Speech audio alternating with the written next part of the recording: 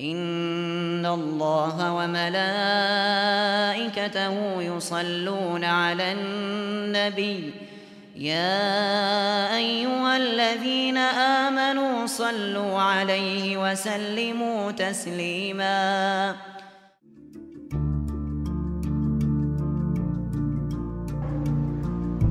And today you see, how often do you see Muslims saying that we are people of haqq? We are the people of truth. Our Quran is the truth. Our Rasul is the truth. Our Deen is the truth. And even one of the names of Allah subhanahu wa ta'ala is Al-Haq. But the reality is that the Muslims are anything but the people of the truth today. Really. A Muslim can commit the greatest atrocity, but we will side with him. Why? Because he's one of us.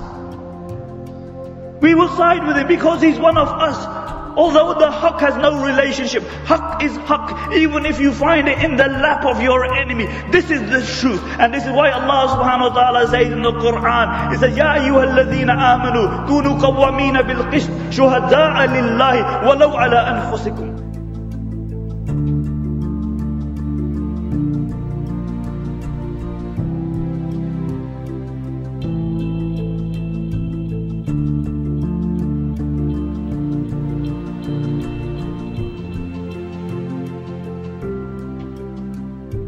Allah subhanahu wa ta'ala says, oh you believers, remain steadfast for the truth.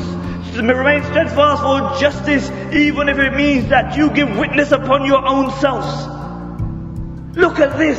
Allah is saying, even if it means that you have to give witness against your own self, that you will give witness and it will have an adverse effect upon yourself, but you still stand up for the sake of the haqq. Awil walidaini wal aqrabin. Or even if you have to be shuhada lillah, shuhada, witness for the sake of Allah subhanahu wa ta'ala, against your own parents, against your own family. Awil walidaini wal aqrabin. This is what Allah subhanahu wa ta'ala expects from the believers, because we are meant to be people of the haqq. But the reality is that we are anything but the people of haqq.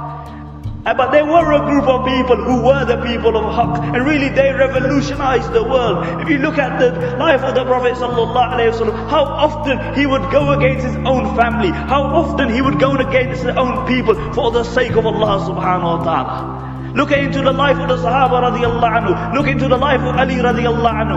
Ali radiallahu anhu, at this time he was Amirul Mu'mineen. He was the leader of the superpower of his time. And he was traveling with a Jew.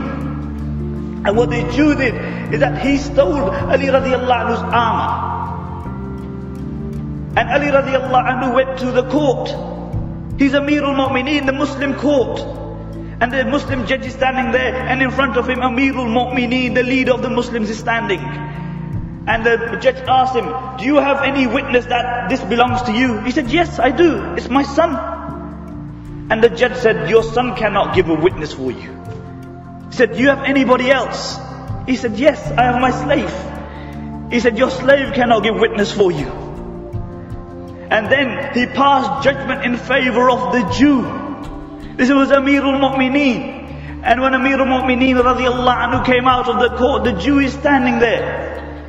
And he says, oh Amirul Mu'mineen, this armor belongs to you, and I also belong to you. Ashhadu an la ilaha illa Allah wa ashhadu anna Muhammadan Rasulullah.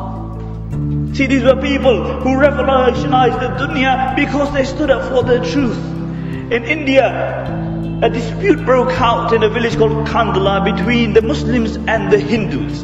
The Hindus said a portion of land belonged to them, and the Muslims said the portion belonged to them. And the Hindus took an oath that if they got this land, they would build a temple. And the Muslims took an oath that if they got this land, they would build a mosque. And at that time, the British were ruling India.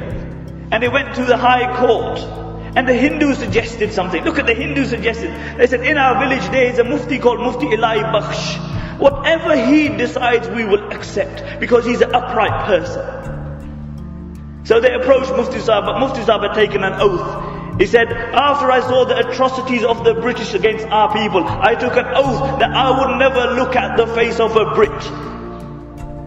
So the judge said, fine, when Mufti Sahib entered the court, I will leave. And this is exactly what happened. He left.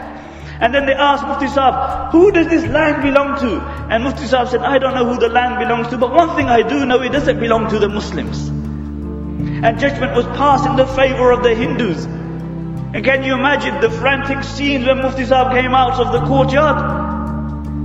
You agent, you Hindu agent, you sell out. Somebody's pulling his beard, somebody's pulling his topi, somebody's pulling his kurta. And when Mufti Sahib managed to pass the frantic Muslim crowd, there was a group of Hindu leaders waiting for him. And they had the deeds of the property in their hand, and they said, Mufti Sahib, here's the deed of the properties. And build a masjid there, and we will pray in that masjid. And every single Hindu in that village embraced Islam. Why? Because one man was ready to give testimony, وَلَوْ عَلَىٰ أَنفُسِكُمْ, even if it was against his very own people. Even if it was against his own people. And today you look really, how often are the Muslims ready to stand up for the sake of Allah subhanahu wa ta'ala, for the sake of the truth? And when the Prophet ﷺ was on his deathbed, he was dying. He was in the house of Aisha radiallahu anha. And he would pass out and come back to consciousness. And he would pass out and come back to consciousness. And on one occasion, he came back to consciousness and he asked Aisha, "Oh Aisha, is there anything in our house of value?"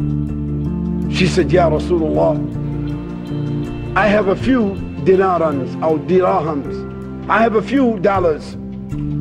I have a few pounds. I have a few coins." The Prophet ﷺ said, "Give them away. Give it away." She was silent, and he passed out. He passed out. He went unconscious again. And Aisha, a mother, Aisha, a wife of the Prophet ﷺ, a mother of the believers, a woman, she thought like a woman. Maybe I should hold that money.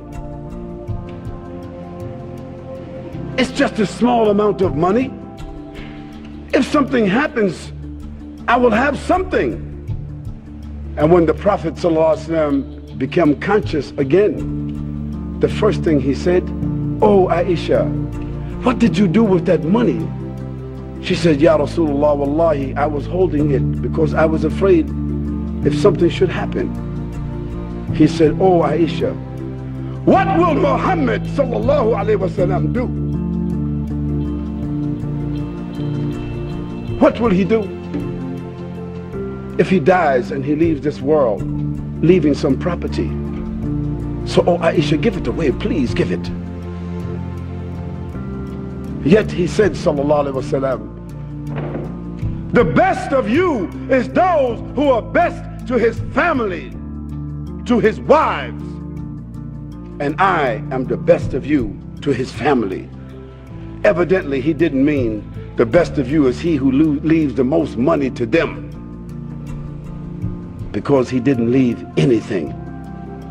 He left it upon the Muslims to take care of their mothers, because his wives, they were the mothers of the believers. And when one of the wives of the Prophet ﷺ came to Abu Bakr and said, "Ya Abu Bakr, you should give to us an allowance from the Bayt al-Mal. The Prophet ﷺ have passed away and we are his wives.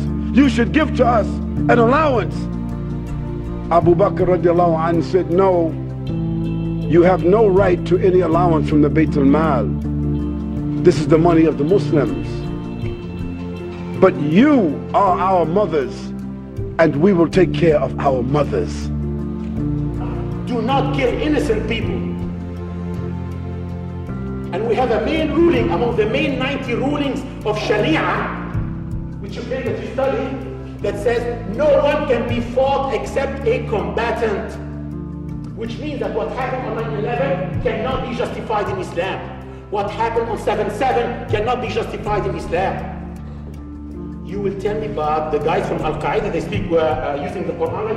That's true.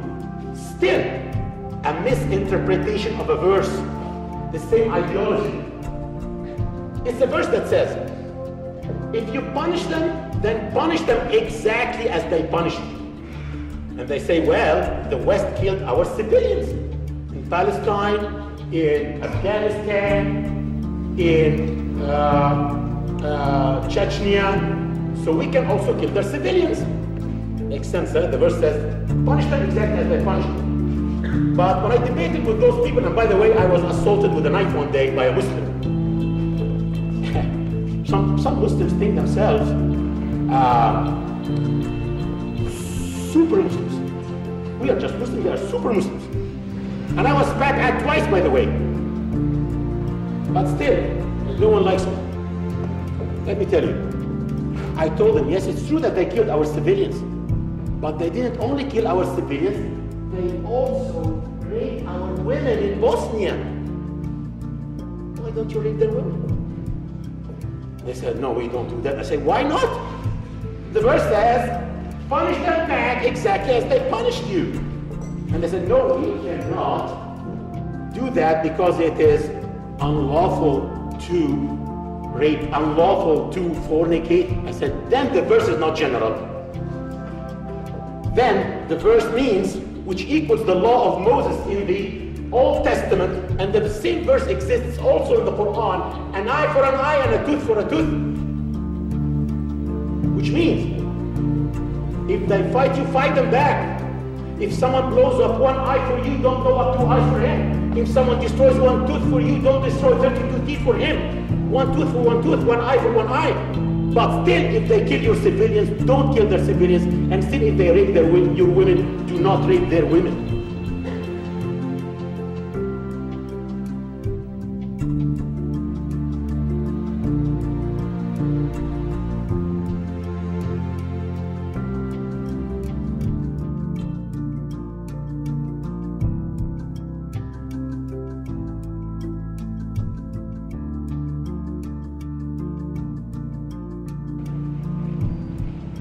He was just and he was fair. He didn't give to his family. He didn't distribute to his friends. He didn't make judgment for those who he liked and made judgments against those he didn't like the kings, like the presidents, like the chairmen, like the rich people, like the judges of today. And he said, wallahi, if Fatima, my daughter, the daughter of Muhammad, if she stole, I would cut off her hands. This is the kind of man that for Allah. And he said, Fatima is like my ribs. That means Fatima is a part of me. I love her as I love myself. But if she stole, I will cut off her hands. This is the kind of judge he was. So it was. Muhammad took no revenge and allowed blood. He declared Mecca a holy place. No one may shed blood, or cut down a tree, or kill a living thing in Mecca. Soon all Arabia was converted, not only to the new worship, but to the new laws, manners, attitudes contained in Islam. The Prophet had lived to see his work done, but now he began to feel the nearness of death. You are all descended from Adam, and the best among you is he who most regards God. Think deeply about what I say. Let all your feuds be abolished. You must know that every Muslim is the brother of every other Muslim, and all Muslims are brothers one of another. Between Muslims there are no races and no tribes. Nor must you take anything from your brother except what is given freely. Do not oppress, and do not be oppressed. O my people, I am but a man. It may be that the angel of death will visit me soon, and death will overtake me. But I have left you a book, revealed by God, the Quran, which is light and guidance.